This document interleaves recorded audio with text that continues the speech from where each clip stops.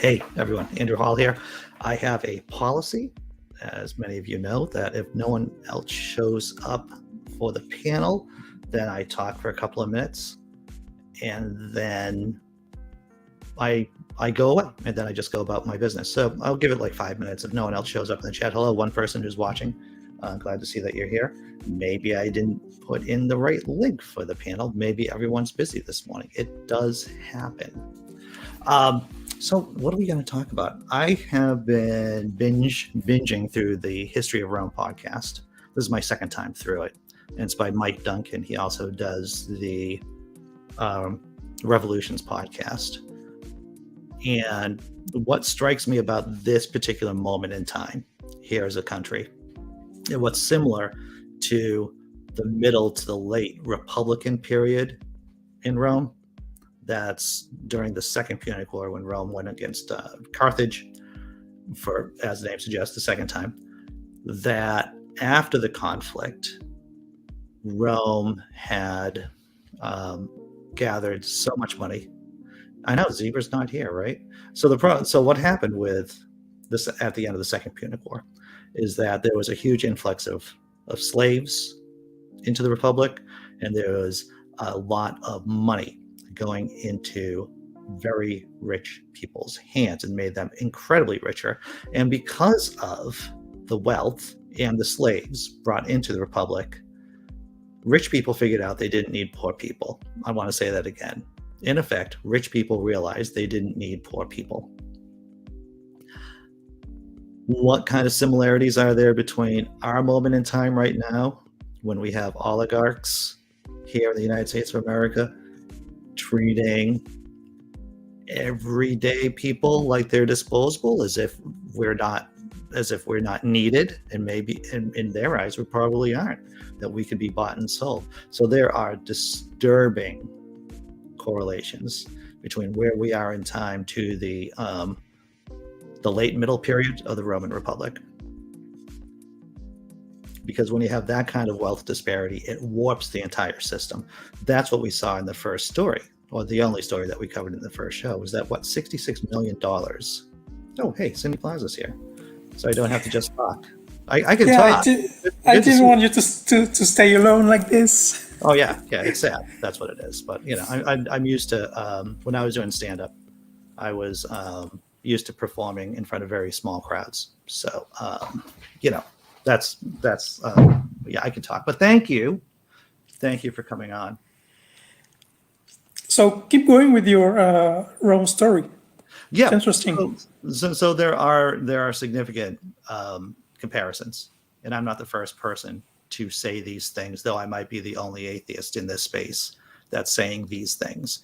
That and of course, when the Republic did fall, what was one of the first things the Caesars did? They started deifying themselves, started deifying members of their family, just showing once again how close authoritarianism is to religion, to organized religion. It is hip and jowl. So there is this convergence of authoritarianism and religiosity that history doesn't repeat itself, but it does rhyme. And the melodies of the late and middle period of the Roman Republic and what the states are going through right now, there's harmony there. There's a lot of similarity. I think that was about my rant. But it is scary stuff, I have to tell you. I mean, you just, you saw the video of J.D. Vance just saying, it's like, we're going to go after you. We're going to go after you. That's who we're going to go after. And they're not even trying to be quiet about that part anymore. They're just saying it out loud.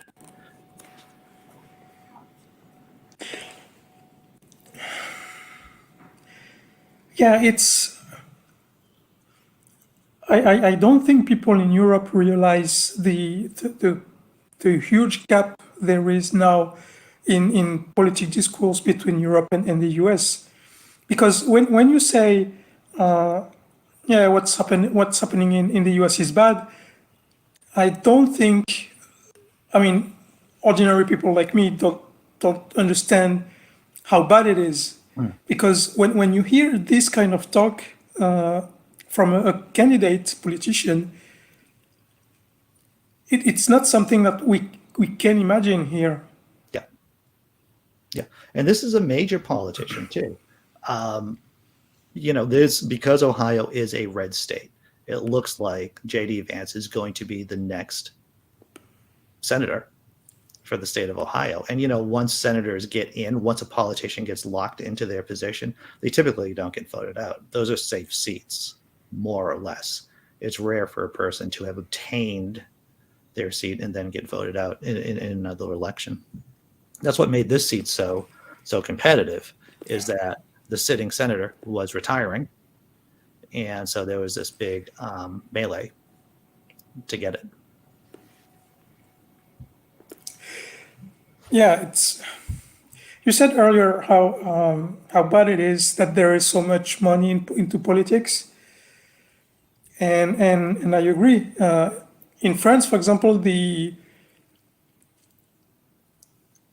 funds parties use for elections, they are controlled after the fact, Yeah. and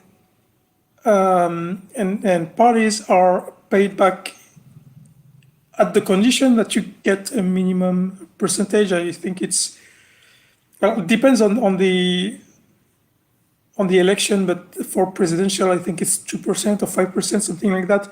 Mhm. So if you and there's also something bad in this, means that if you want to run for president, you either have to have a party or you have to have a lot of money. Yeah. So, but it's still, since it's very controlled, there is less corruption than there is here, and there's a limitation on how much money individual or companies can give. So, yeah, I think from this side, the French system is better. Oh yeah, yeah. Most industrialized countries have systems that are far better than ours in terms of funding elections, publicly funding elections, or at least curtailing how much private money floods into the system or is in the system.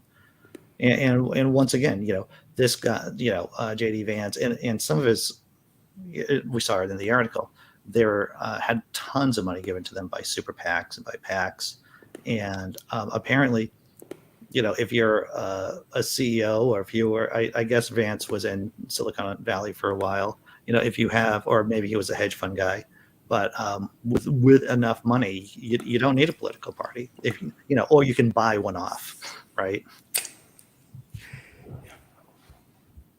Yeah, I don't see how the system is. What's up, John Hudson?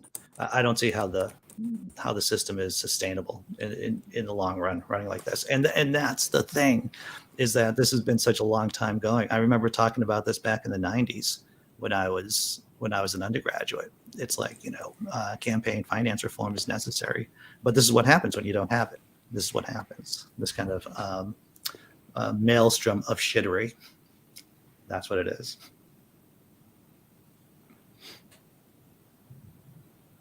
But give me some good news, Cindy Plaza. Well, give me some good news. Give me some. I think this is why I'm so popular, by the way. This is why I'm so popular, is that whenever things go bad, I'm not going to tell people that they aren't fucking bad. See, I just swore on my own channel that they're not bad. I'm not going to be that person. But give me some good news. My heel is healing pretty good. Hey, that's good. Healing is good. So that's good. I had some troubles in the past with the chemical healing process, and sometimes it doesn't go very well. Oh, but really? this time it's going well. Good. Weather is beautiful, and so that's good. That's fantastic. Yeah, my hangover's gone. I mean, yesterday was kind of rough, right? Yesterday was a hard show. But I'm sure no one noticed until I was saying that this is really bad for me. and Marion was definitely a troll or something? Yes, just to let everyone know who is watching this now or later that the person that we were communicating with yesterday did turn out to be a troll. It was a video. Now, you couldn't see it because I never put her on the show. She was always in the backstage. And from here, I can see who's in the backstage. And she looked like a real people. And they were texting us in the back in the back room. And once the show got over, ended the show early, it turned out that, it is just video looping. And that's when didn't even respond. Cindy, and that's the thing. I don't know if you were here that time where we did see the guy who was in his bath. He was, I don't think you were here. Okay, no. So there was a similar situation with Marion, except it was a real dude. There was a real dude who was trying to come on the show. It's like, all right, well, we'll close the show. And what's up, D Parks? And then we'll just see if this guy is for real, right? So I ended the broadcast and then brought him on. And it turns out I had not known, it was not evident that he was actually in the bathtub. And then he stepped up and I was able to hit the button before seeing his junk. But he was very motivated. I'll say that. He was very motivated because he was able to sit through a half an hour show just so that he could show us his junk. Or try to, at least. So yeah, it's very hard to fathom how attention grabbing you need to be to do something like this. Yeah. And I don't want to sound too negative, but maybe that's all he does. Maybe out of his weird, crazy, things he could be doing. And this is hey, the judge told me I can't go outside and expose myself. So yeah, you can only hope it's all he does. You're just being too optimistic, Andy Hall. And maybe you're right. You're right, Cindy. I'm just being too optimistic. Yeah. I don't know what other how are things going on your channel anyway? I'm waiting for a response from Oz to see if he's coming today. Oh, yeah.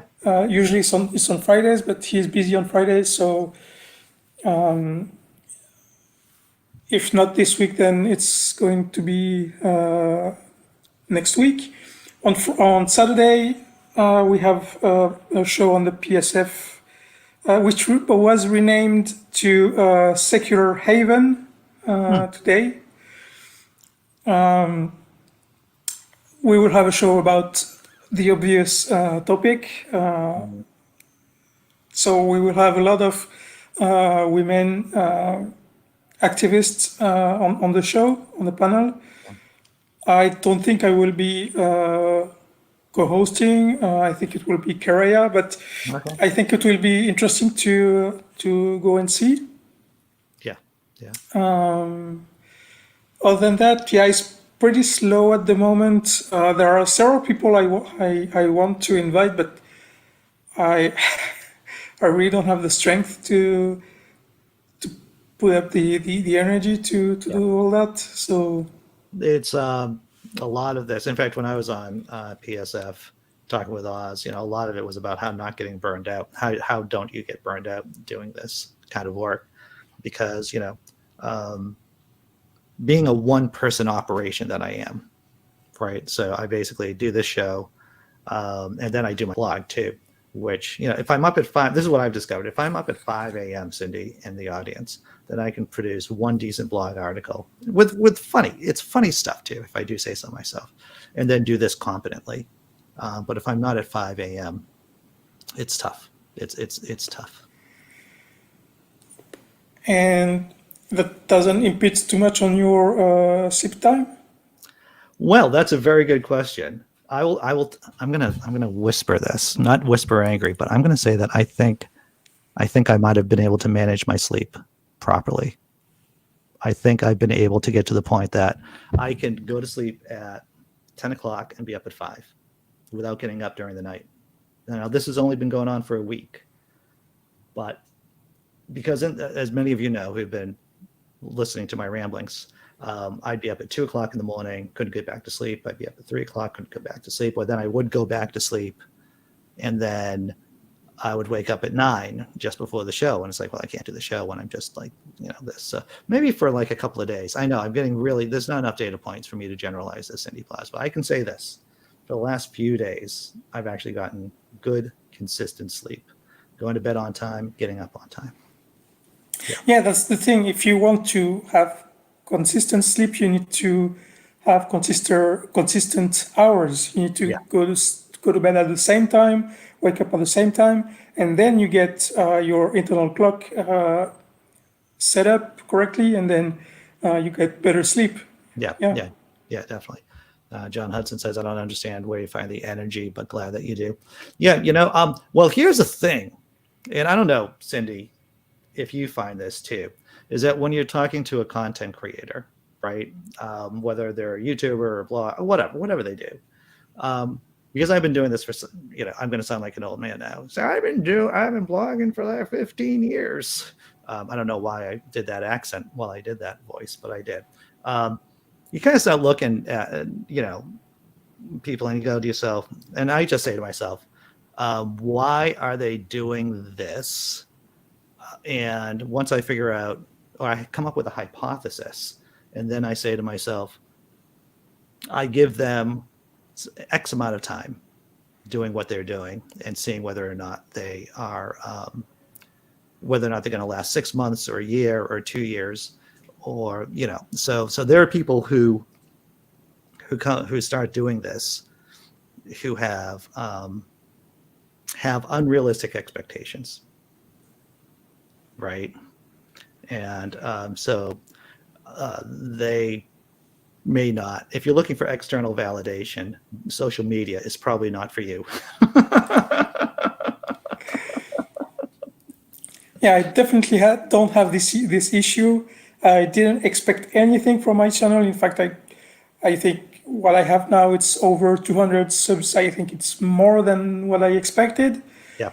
I don't look for validation. In fact, my channel is just a way to express my frustration. So when I do a topic, it's just because I have something to say. Yeah. I repeat this quote quite often, but there's this comedian, this French comedian, which was amazing. He died in the 80s, and he said, of all those who have nothing to say, the best ones are those who say nothing.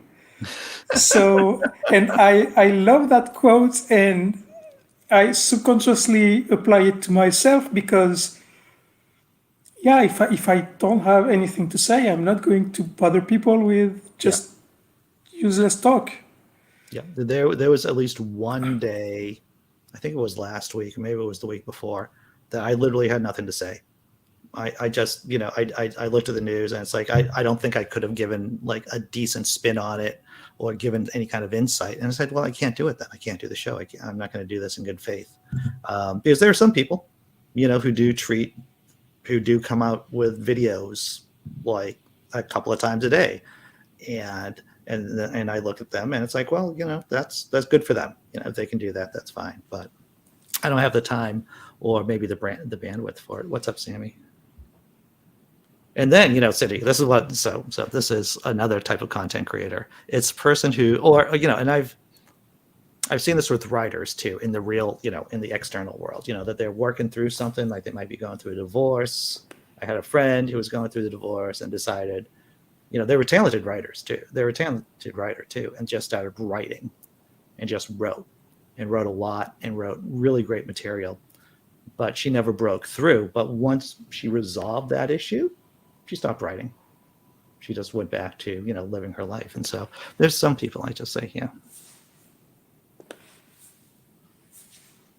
Of course, for me, I consider myself to be always in some kind of continual crisis. So I think that's my secret. It's like the Avengers movie, Banner saying, I'm always angry. That's why you can just turn into the Hulk whenever you want to. I'm always angry. In fact, most comedians are pretty angry people. I know all of you might find that surprising. Otherwise, we wouldn't be doing the things that we're doing. So yeah, I find that that's my North Star, my anger.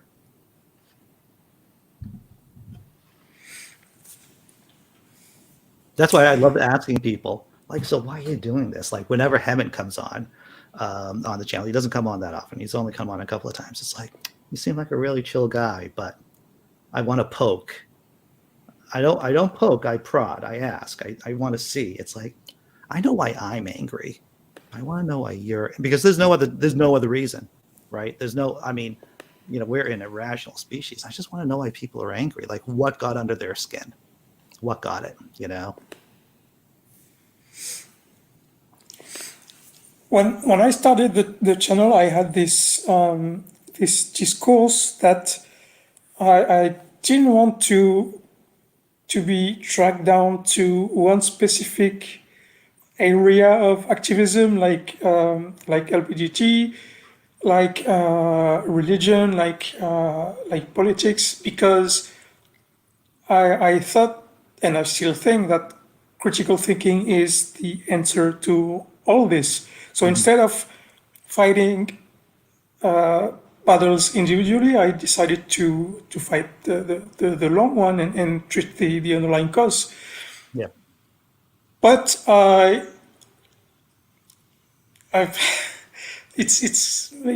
hope it's not going to sound pretentious, but I've been asked to talk about those specific topics, and it seems that some people are interested in what I say. So I sometimes I talk about those, but it's still always on my mind that it's still partial work. I mean, talking about trans issues, yes, it's important because people are going through so much, but it doesn't solve the issue, because when you look at the politics in the last 5 years, let's say, all the homophobia that was silenced because gay marriage was passed in most countries, Yeah. all of this switched towards trans people. Yeah. And so when we finally managed to address most of the issue, where will all this bigotry and hatred go? Who will be the target?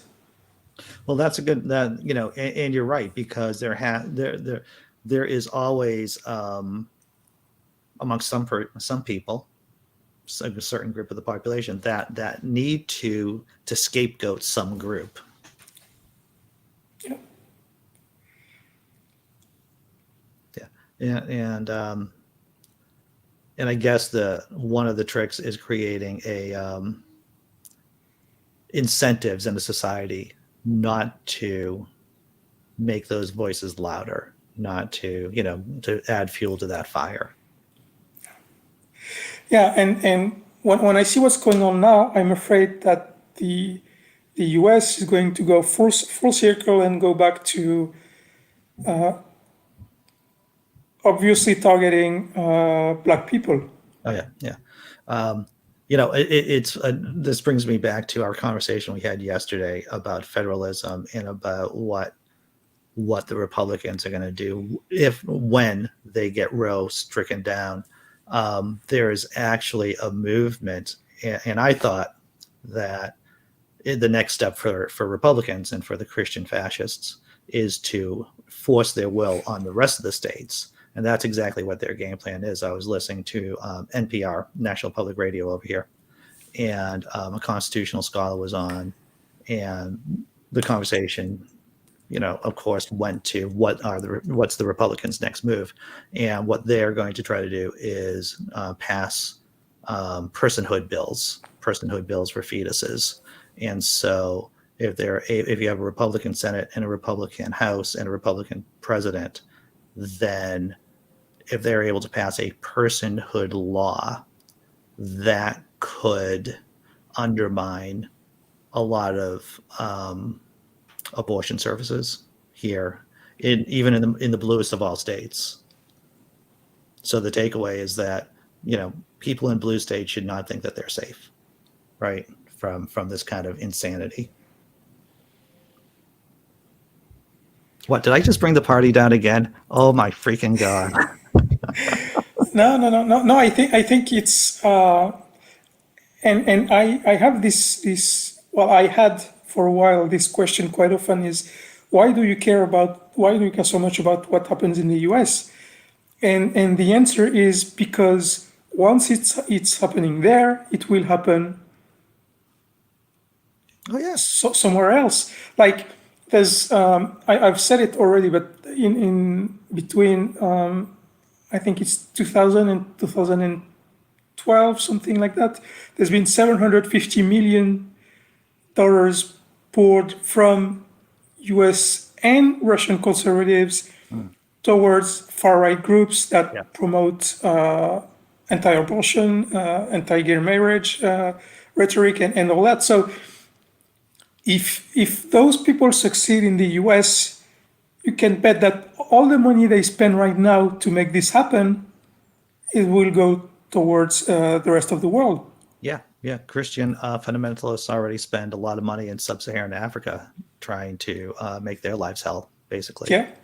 And if they take over the entire country with the amount of money the states have, yeah, it's the same reason why, asking why people in Europe or people in other countries are concerned about what's going on in the United States of America is similar to people asking maybe a year or two ago, why should we be concerned about what Vladimir Putin is doing in Russia? I was listening to a talk by Christopher Hitchens from way back in 2005, and the takeaway from that talk was don't trust Vladimir Putin. Bush the younger is an idiot, and that's what religion does to your brain. Because W. Bush, Bush the younger was going, I looked into Putin's eyes, and he was a great guy, and Hitchens just spent like a minute just riffing on that. But yeah, people should be concerned about what superpowers do, or what at least powers with thousands of nuclear weapons do. Not to do so would be naive, to say the least. I was actually I was thinking about should Canada ask the UK in case things go real sideways, right? Whether or not they could be protected underneath the English nuclear umbrella. Okay, so it's a small umbrella, everyone. But how many nukes do you really need to have a nuclear umbrella? And at least if I was a Canadian, right, thinking about the future, I'd be like, maybe we should have at least some impromptu, nothing written down, some kind of conversation about being under the Anglo-French nuclear umbrella. Maybe you can con the French into helping out too.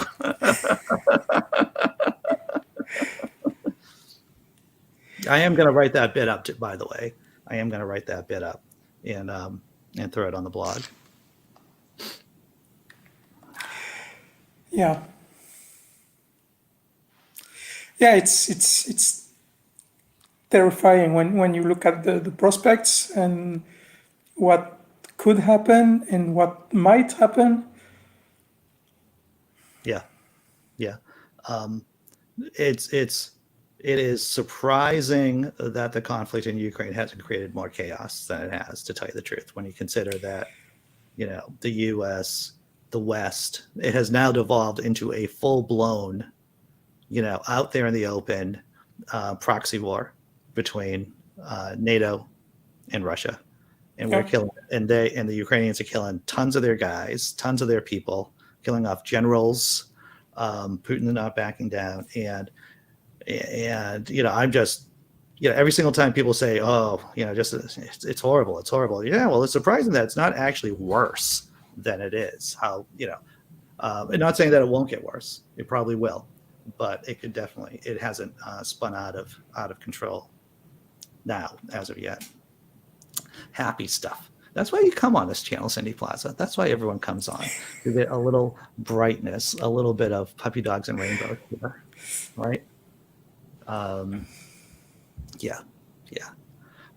So I've been, I'm going to actually be asking, see, I just did a little flash there on the register to vote. I think that at least within my own clique, the limited clique, I'm going to ask content creators to put on some kind of register to vote